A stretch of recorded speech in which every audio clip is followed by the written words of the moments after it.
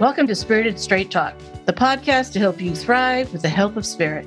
I'm Deb Shepard, psychic medium, spiritual teacher, and author. Each week, I bring new insights to help you heal from loss, connect with spirit, and turn setbacks into triumphs.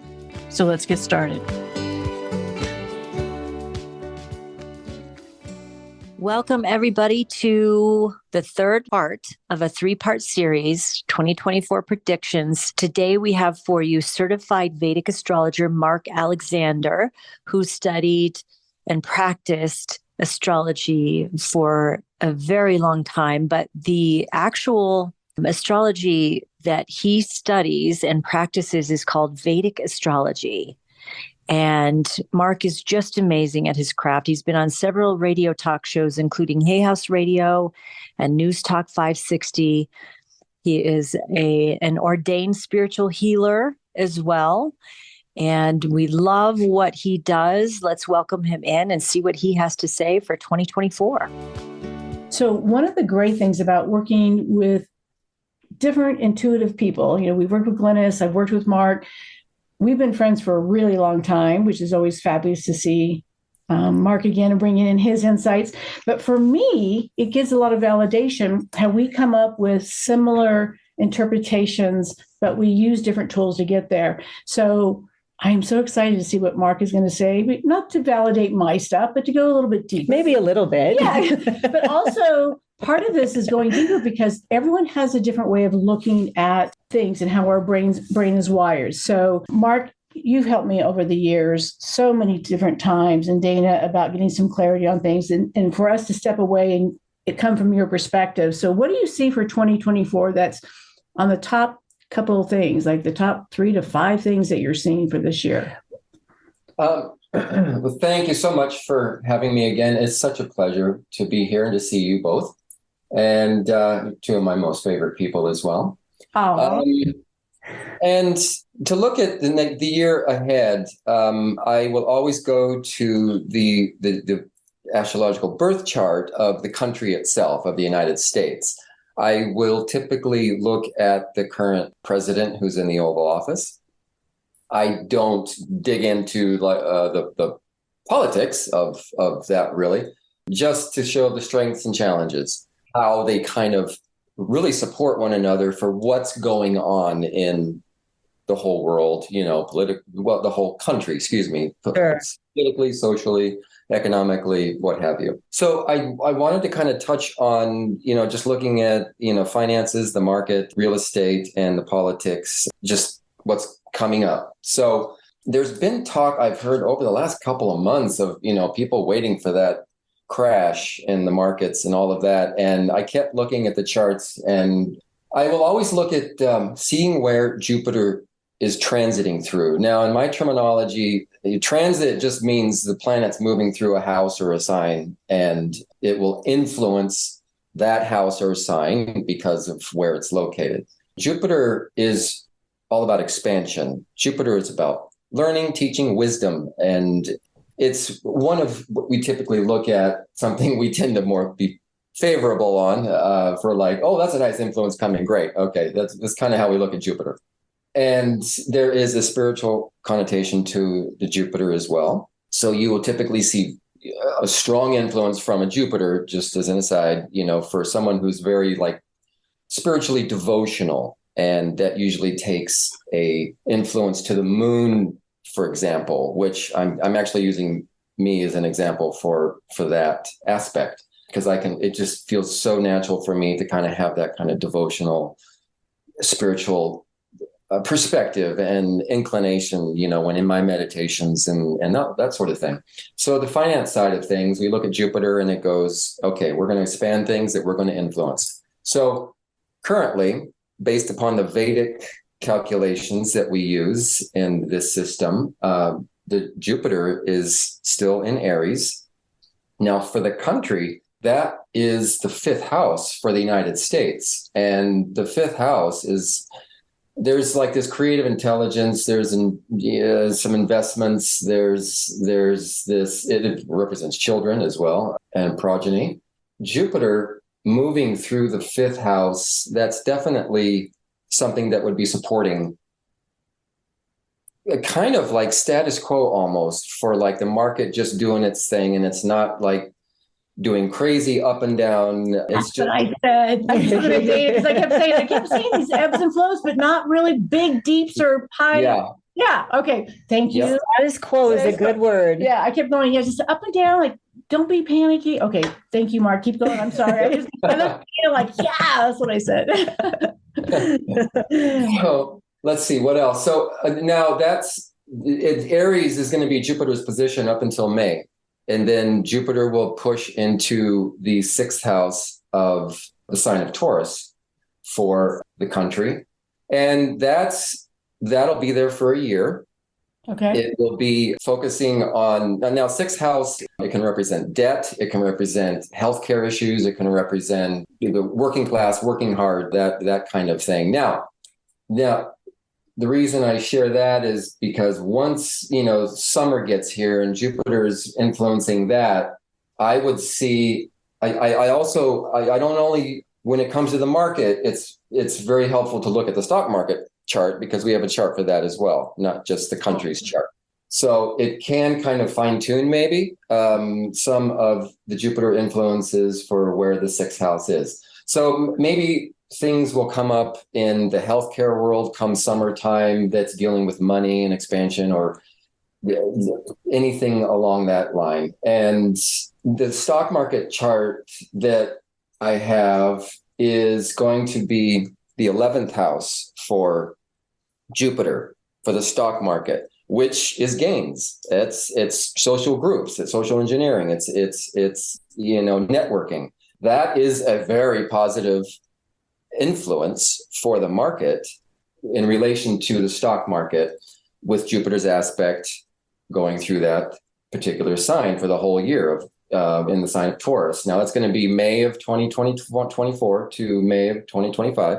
That, to me, that whole period, that whole year, and coming into an election year, I don't see, it doesn't make any sense to me when I hear people say and worrying and fear mongering about the stock market disappearing or whatever. There's some of that kind of crazy talk, but I don't see that. Yeah, I've been hearing that as well. And I'm like, that's not what I'm feeling. But again, I always tell people, predictions can change. The way we're things, they have those variables. But from what we're experiencing at this moment, I agree with you, Mark. I was just like, yeah, I'm not seeing that fear, because I was hearing about like September was maybe a fear time or something. And I don't know if that's your charts, but there was like September, October, where people were feeling a little worried about the stock market, but I wasn't getting that. Isn't that when the election? Well, election's in November, right? Yeah, so right before. I was just working my way up there. Yeah. Okay. Yeah. Good. Yeah, keep going. But yeah, I was getting this kind of feedback from people, and I'm like, yeah, but I'm not feeling it either. So yeah, that was right there with you. Yeah. Yeah. So good. Keep going. I like it when you validate my psychic stuff too. Her guides are good. My guys, I'm like, okay, guys, you're still employed. You can still. Very, very much so. Yes, very much so. Remind me later, because I will touch on the end of 2025, like the latter part of 2025. That'll be different. So looking at the country's chart, we also have the North Node Rahu influencing the moon. And the moon for the country is let me go back. It is in the third house. So that's which means stock market. Let me look at the stock market real quick. For the moon, the Rahu is going to be influencing the North Node, which is what I describe it as the nodes are potential points of eclipse. And when we look at that and light being eclipsed, there's uncertainty, there's volatility, there's changes, there's all the unknowns of where things come from. We're like, well, we didn't see that one coming. That's usually one of the aspects of the node. So there can be volatility in the third house. The moon is in the stock market chart. It's in the ninth house, so very well positioned. But the North Node influence will still bring about some ups and downs, because the moon rules the stock market chart. It is the Cancer rising chart. I'll touch on that a little bit later, but let me go back to the country's chart. And we have the moon in the third house for the country. Now, the third house is about communication. our even our sense of even creativity and that sort of thing. But all forms of communication really are kind of represented by that third house description. And the moon there tends to put a lot of public notice or public awareness on that individual or the country, you know. So yes, one of the most, I mean, the United States is kind of like, where does the world look when they want to see changes starting? You know, they usually look at the US typically. Mm-hmm. Now, the Saturn is currently transiting the third house in the sign of Aquarius. So what's going to happen is we're going to go into this summer, in the midsummer into fall. Saturn will go retrograde. And going retrograde over the moon in the third house means that we're kind of going to be going into that election time period with that sense of, I wrote it down, it was just like, why does this feel so familiar? We were here 4 years ago. What? It's kind of going to feel like that sense of, we're going through this again, but I think it's going to feel heavier. Yeah. I think it'll emotionally feel heavier for a lot of people because it's like, here we're going through this again.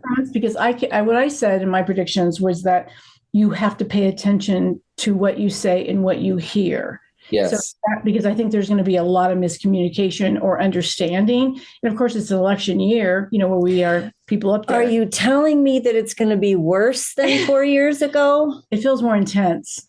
It's just what Deb said. I am, that's what I'm seeing. And I feel like when it comes time to the election, that it's not going to be decisive. Boom. It's going to be like, who's the president? Will you count the votes and give us, you know, it's going to feel like that.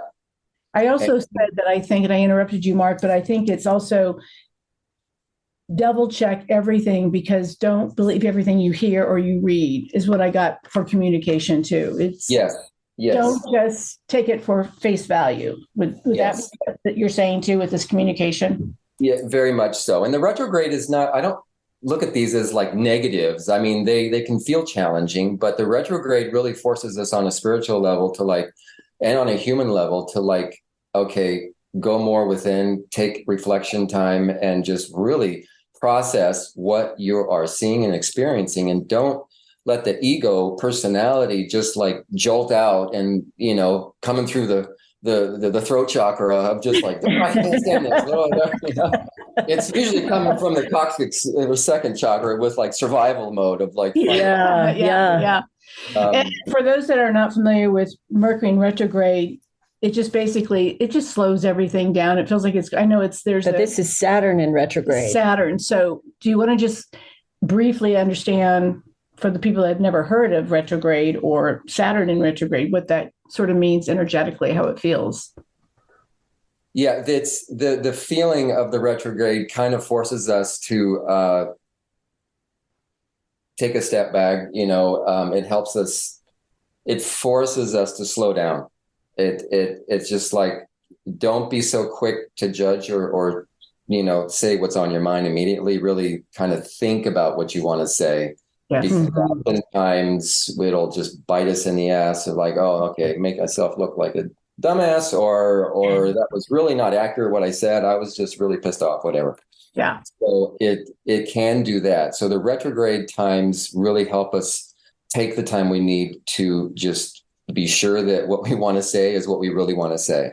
Yes. Especially when Mercury goes retrograde, because Mercury is all about the communication. The Saturn can feel more heavy emotionally just because of its nature. It's a very seriously focused planet. It kind of helps us look at things in a very granular way, and very like, it makes us work hard for what we have to do with it. Working hard for our money, right? Very much so. Yeah. The other thing I wanted to touch on was regarding money, finance, real estate, is for the U.S. chart, the North Node Rahu I was talking about earlier, that's going to be in the fourth house of the country's chart. And the fourth house is house of home and property, real estate, even the mother. figure, our emotional nature, our mind, state of mind. So the Rahu, on a finance investment level, I would see like more influences, foreign influences coming into the country, like trying to buy property, in the United States. I mean, I've heard things in the news about China just bought millions of dollars worth of real estate in the United States. I would be concerned of more of that happening. So I think it's important that we really take stock in reflection and understanding things that are happening. It's, for example, just there's a sensitive topic, and it's the border. And so when we're not careful enough and lots of folks come across that are not legally or properly vetted. See, I'm going to put this out there. I'm really concerned that we had a 9/11 20 some years ago, which was horrible. And my concern was not the Hispanic community, people looking for a better way of life coming through the border. Even if it was illegal, I was like, I'm not really concerned so much about these folks. I'm concerned about the folks that are not Hispanic. Now, I don't mean to... Different intentions. A group of people. There are different intentions. If people of a nature that feel like, whether they feel justified, I mean, most people that do really terrible things feel justified in what they do. So, if they see an opening, they'll take it. And I think that may come back for us to deal with some issues that may have not happened yet. I think what you're saying is we just need to have a more awareness of what we're doing and being conscious about helping people, but there is also a boundary of not everyone just can walk in and how they're doing it. Yeah. Right, exactly. And we'll find out one way or another, and I pray to God that nothing does happen. I think it has on lots of levels. I mean, 9/11 changed the way we do getting on a plane and things like that. So part of it is awareness to making our country and other countries safe, is what you're saying. Exactly. That's my point. Bottom line. These topics are sensitive because we don't want to have people agitated. To us, it's like we're bringing in this awareness of what we see. It's how we act upon the data and information that we get. And so it's like a doctor that can say, if you keep eating fried food, your heart's going to probably have problems. So, that's all I mean to put out there. It's like make some change. And I just know this because I got some lab tests from 3 months ago, and it's improved greatly. And it's like, you got to be aware. How do you make sure that you're making conscious decisions and good choices? That's what we're talking about. Yeah. And in relation to the chart, again, for the United States, let me go to the south node of the Rahu Ketu. Rahu is the north node. Ketu is the south node that we use in the Vedic system. The Ketu, its energy is very etheric in nature. It represents the Kundalini energy, or even if you want to use a more Christian term, like the Holy Spirit energy. That would be a Ketu influence. Ketu for the next year and a half is sitting in the 10th house of the chart for the United States. I think that is going to be very interesting, influencing the status of the country, because the Ketu can make things feel more unsettled or bring, should I say, authenticity to the presidency or the parliament. I mean, the 10th house for a chart it's vocation, career, or it can represent the parliament of a country or the presidency of a country. So the Ketu influence can kind of create these issues and bring into question the relevancy. So here you might have maybe groups of folks going, well, we don't think we need this amendment, and that's okay. That could be a Ketu influence. And so I've even heard a little bit about some of that going on in the past and not too distant past. Don't you think, too, along with what you're saying, a lot of countries are, whether they're voting, there's some wars going on, there's some different intensities happening. So don't you think that's going to affect even our country about how we show up? I mean, this is what you're talking about. How are we going to show up? How are we going to participate? And it is, when other countries are making changes, it does influence us as well. Yeah, very much so. Well, in light of that, I'll dovetail some of the chart of the stock market. And what I mean by that is, for that influence of other planets, of other countries, Seems like other planets at times, right? Yes, it does. Yeah, they come here and they go, this is another planet. Yeah. Very much so. Well, actually, right now into spring, the Jupiter is influencing the Mars in the second house of the stock market. So that would tell, now Mars is very martial. It represents, fighting, military, police forces, that sort of thing. So I could see putting a financial twist on this and just say, well, there could be more spending on military spending or that sort of thing, which is in some ways, it kind of concerns me sometimes, even though I know it's very important to have a strong military. It also concerns me because when the Jupiter moves into Taurus, that to me would reflect, okay, the country is still going to continue printing money. And I know the debt is of concern to everybody, the country's their but they, in my understanding, don't have any clear-cut way of really resolving that. And so their hand is forced to just continue printing money. Wow. So they can pay their bills. Now I see that continuing. Then come next year, the summer, starting around the summer, beginning of the summer 2025, Jupiter will move from the sign of Taurus into the sign of Gemini, and that will be the 12th house of the stock market. So in light of that, I could see severe goings down of the stock market. Do you ever ask your loved ones on the other side for a sign, but they don't seem to reply? Or perhaps you think they might have replied, but you're just not sure. Losing a loved one is already so devastating. When you don't feel connected to them, it can be so confusing and painful. You may wonder if they heard you, or if they're even there at all. Please know this: they are indeed still with you, and they did hear you. In fact, they want to talk with you just as much as you want to talk to them. Best of all, you don't need to have any special abilities to connect with them. You just need the Spirit Sign Accelerator. The Spirit Sign Accelerator is an online program designed by Deb Shepard to help you quickly and easily communicate with your loved ones in spirit. Drawing from her lifetime experience as a psychic medium, Deb helps you break through the 3 hidden blocks that are keeping you from connecting with your loved ones. Get clear signs and messages from your loved ones so you can have an ongoing conversation with them. Feel your loved one's comforting presence in your day-to-day life. Transform your grief into unshakable trust that your loved ones are with you, and much more.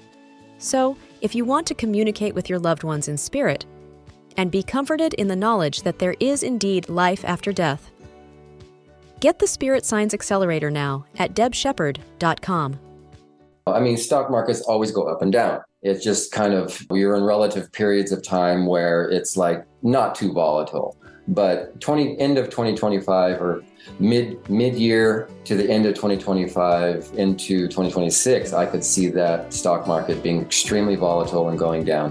But that's a year and a half from now. You said things can change, right? But it's also paying attention that these are the alignment of the planets, and also paying attention if you're investing or you're moving or things like that, to pay attention to those time frames.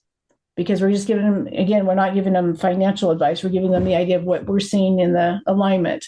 So exactly. That because it's all about our fears. We're fearful. Are we going to be okay? And especially if there's a lot of elections in other countries and some wars going on, and how we respond and who gets voted in affects these things. But I think what you're saying is we're all pretty much floating along right now for a while. Very much so. And Would you like to hear? Yeah, no panicking. Okay. No panicking. And I like to stress or encourage anybody I talk to that the reason I am in the world of the Vedic astrology is because it's a tool of intuition, and it's a very old Vedic science, and I consider it a science. I do too. And I don't pay any attention to people who just, I had a coworker a few years ago that just, oh my God, that's just like baloney. So I just walk in my shoes. At least yours has more science than mine does. That's why when you come on and you share, I'm like, yeah, because I do feel like it's a science way of understanding. So what else do you have going on here for 2024, Mark? One of the things that we'll see more of in towards the summer into fall will be socially. I think we'll see some challenges with folks kind of being very resolute in their particular position of whatever that may be. If you have clashing groups or whatever, I think that may be a period of time where we'll just have to take stock and be aware, like, okay, people are really going kind of really getting intense into where they are, in their position and just like their belief system, kind of like what they're holding on to, whether it's religion, politics, family, yes. like, okay. Yeah, all of that. And I really stress that the spiritual side of all of these tools and that's the crux of why we do what we do.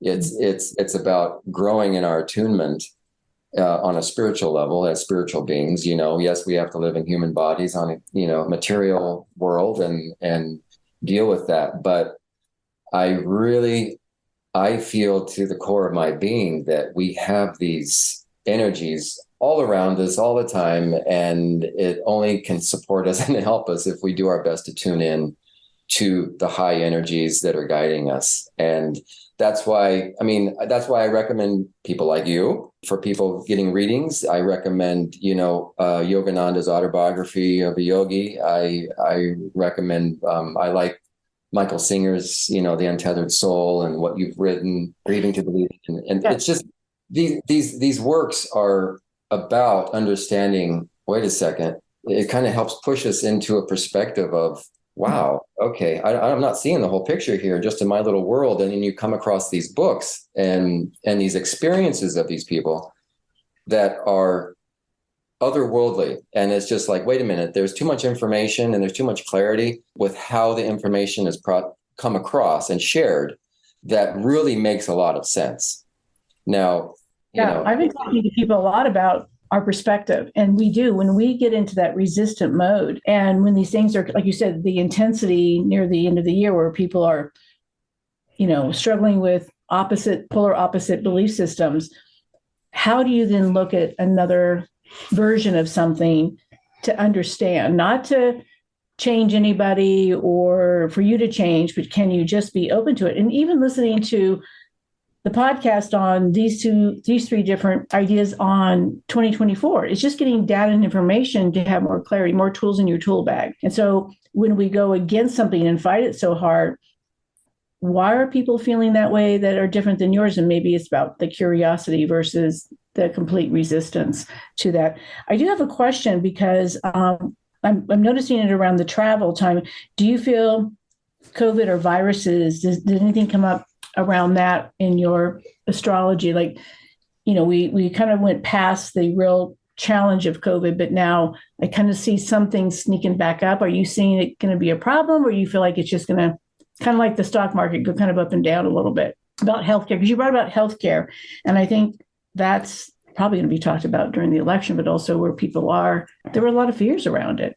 For the country, the sixth house influence with the Jupiter, I would say there may be, like, when the Jupiter and the Uranus move into Taurus, that'll be the sixth house for the country. So I think there is something there that may come up that will bring awareness to, like, oh, it's another strain maybe, or is that like May or April, May? Is that? That's going to be like May going into June. So let me just double check exactly and go to June. And June, beginning of summer. Okay, which is an odd month, in my opinion, to. It is.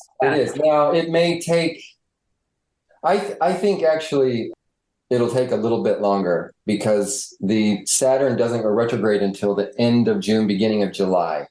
Okay. So when the Saturn goes retrograde in the beginning of July, Uranus will be well into Taurus with the Jupiter. So Uranus is very much about uncertainty and things of a very, similar to Rahu, the North Node, is just like things are unpredictable or that sort of thing.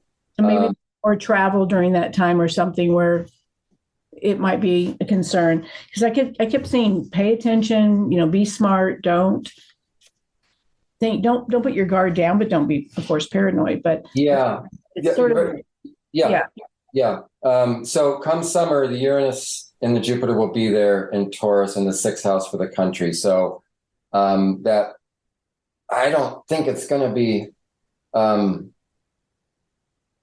terrible. It's like it was a couple of years ago, but just if you're a person that has some health challenges, or you have young people, or you're pregnant, pay attention to the possibilities. Again, is what I was feeling like. Don't think it's gone. Right. So the other aspect of the Saturn that I wanted to touch on before I forget, when it does go retrograde, in the beginning, in the middle of the summer, it starts, and then into the very beginning of November. The Saturn retrograde in the 3rd house for the country's chart, look at information. To me, that means, okay, the information on the airwaves is going to be controlled, possibly manipulated, and you really have to be conscious of what you're hearing and listening, because Saturn is about control.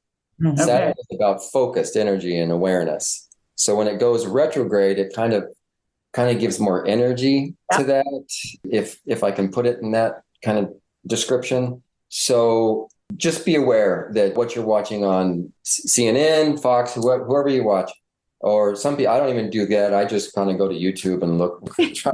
Well, I think it's like the volume is a little louder. So what we can do, ignore it and just, versus pay attention, but figure out. Double check everything. Don't let the fear mongering get to you, because I've noticed that on a lot of stations. Yeah. Mm-hmm. Yeah. And so intensify. I like listening to a couple of different. I can't even watch it anymore. Well, I cannot watch any of the mainstream stations because I feel like that's all that happens. And I look at both just to say, okay, I have two perspectives. What feels right? And, I want to pay attention, but I don't want to go down that rabbit hole of one. I rely on you for my sources. Yeah. It's not that one rabbit hole to go, because you can go down. People get you can. Yeah, you I'm can.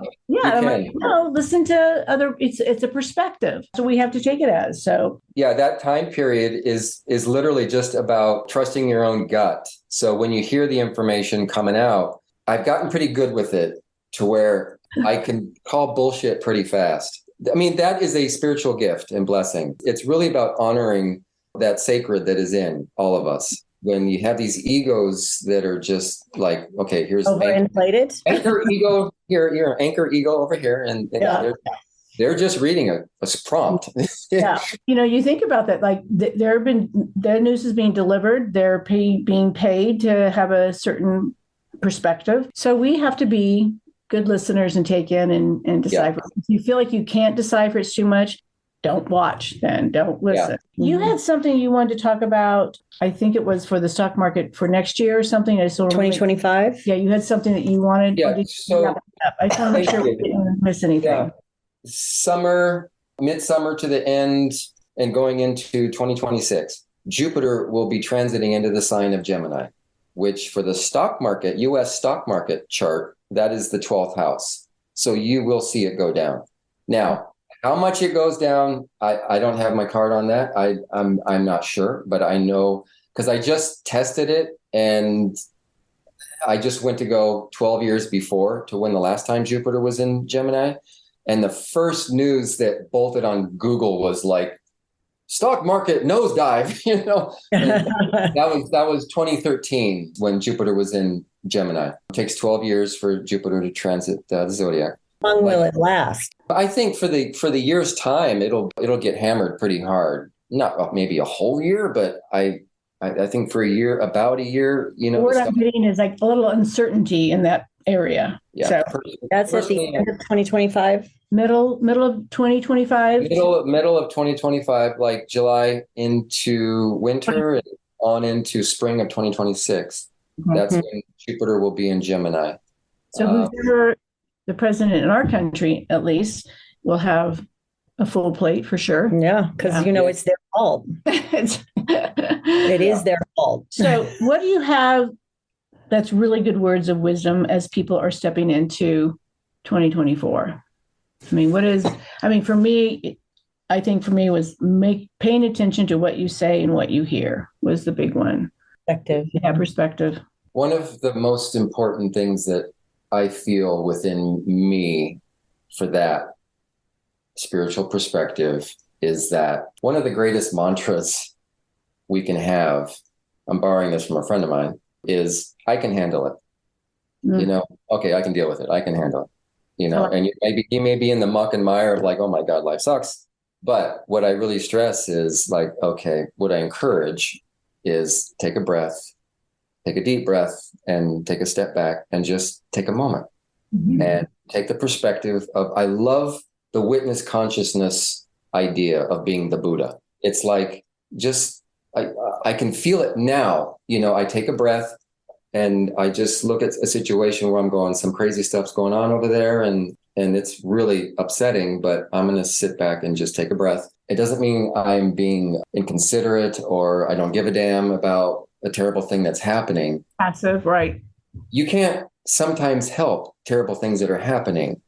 So I think the healthiest thing we can do on a spiritual level is take a breath and just go inside and say, okay, I can handle it. That's a great mantra. I can handle it, because that is short and sweet. And I think we get panicky when we're in stress mode. And so if we can, like you said, step back and take a breath, step back and be the observer for a moment and just have your mantra. I think that's a beautiful thing, because we can't control other people or the outcome. No, I use it every day. And I remind myself, I'm taking this from another quote from a friend of mine. We are spinning around on planet Earth school in the middle of black empty space in the middle of friggin' nowhere. Right. Yes. And did you realize there are 1.3 million planet Earths can fit inside the sun? Wow. 1.3 million can fit inside the sun. I can't even fathom that. We're so I can't either. So it makes you go, wow, my little issue on this little dot of Earth spinning around. So there ain't much to it. Yeah, you're like, not a lot. I'll be on another Earth my next life. Yeah. I'm shooting for Hiranyaloka. Hiranyaloka was an astral planet that Sri Peshwar, the guru of Yogananda, he's the guru of, and he talked about he's in an astral planet, and there's all these dimensions which are just so amazing when you start to learn about spirituality and the different levels of awareness and consciousness that imbue existence itself. 100%. I couldn't say it any better, because that is exactly correct. Is when you are able to put your head around literally meditation and your awareness, your perspective of everything shifts and changes. And so when people are listening and thinking about what's happening in 2024, or what may happen, or who's going to be president and things like that, is to step back. I think you're completely correct. Is step back and think about things in a different way, and what you can control and how you can respond is what we always say. Yeah. When we have two candidates, we can look at the charts and go yay or nay. Oh, I would love that. That would be fabulous. Yeah. We can get everyone going with that one. I did that with Barack. When I saw his chart and it got close to voting time, I was like, holy shit. Let's do that check-in. Yeah, let's do that, Mark. Thank you again for giving us your wisdom. For me, validating some of the things that I got from, I think, the aliens on all those planets. But yeah, we always appreciate you. I love you. I've known you for a long time, and you're just a good place in our heart. And we want to wish you the best 2024 too. Okay. And make sure share your website real quick too, Mark, because people can schedule a private session with you to go over their personal chart. So share your website real quick too. So my website is astrologytalkradio.com, and you can just go right to the sessions tab on top. And you can select, whether it's a general chart reading or, a Muhurt or a question that you want to have answered. So it can be very specific or it can be very general. And looking at the markets and all of that, if people are really interested, they can get a reading and go, well, how is this really affecting my life, or socially or politically? So if they have those questions, then the individual readings have a lot of info. We'll be booking ours. So I'll give you a call directly after this. Thank you so much, Mark. It's such a pleasure. I love you guys. Love you too. All right. God bless. Namaste. Thank you for listening to today's episode. I hope it inspired you. If you enjoyed our conversation, make sure you subscribe so that you get notified of new episodes. And let's get connected. Visit debshepherd.com for more insights, support, workshops, and a book a session with me. And finally, always remember, your loved ones in spirit are just a thought away. Even though they're on the other side, they're always by your side.